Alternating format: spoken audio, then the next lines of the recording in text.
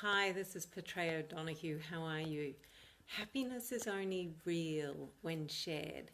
That was a line by Christopher McCandless from the film Into the Wild. It was a story of a young fellow who went out into the wild in search of solitary happiness. And he kind of realised, and he scribbled some notes as he was very unwell and on the way to dying, that happiness is only real when shared. So here he was, a young guy in pursuit of this elusive idea of happiness, solitary happiness, like the truth of how we should be. And he realised that some of the moments where he most wanted to perhaps kind of that some of his experiences that he had were so profound, but there was no one to share with. And so he began to question whether it's real. This movie is based on a real story, and the young fellow does die, and one of his last thoughts was really around that in order to be truly happy, we need to have someone to share those moments with. When we look at the statistics in Australia, a quarter of the population, or a quarter of our adults, feel lonely, and half of Australians report feeling lonely at least one day a week. Loneliness is known to be as dangerous for your health as smoking 15 cigarettes a day.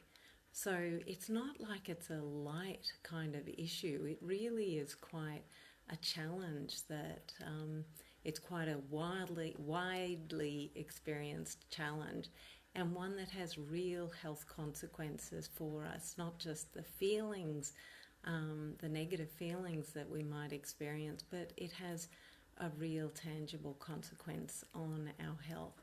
So one of the models in positive psychology on the well-being model puts positive relationships at the core.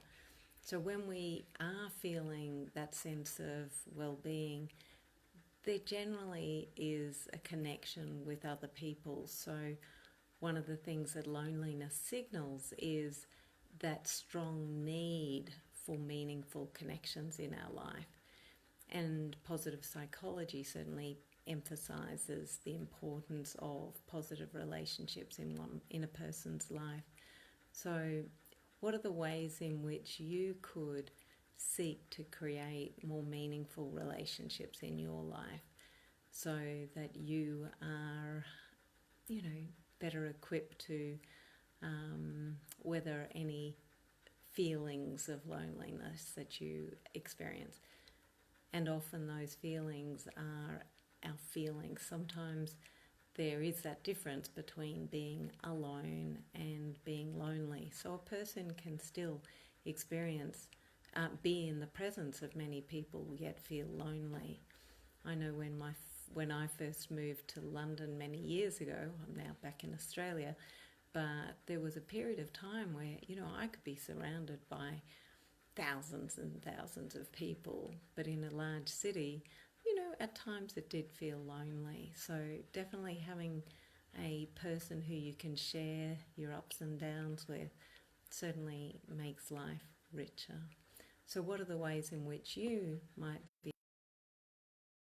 a greater sense of with those in your life, or create new connections with new people to make your life more enriched?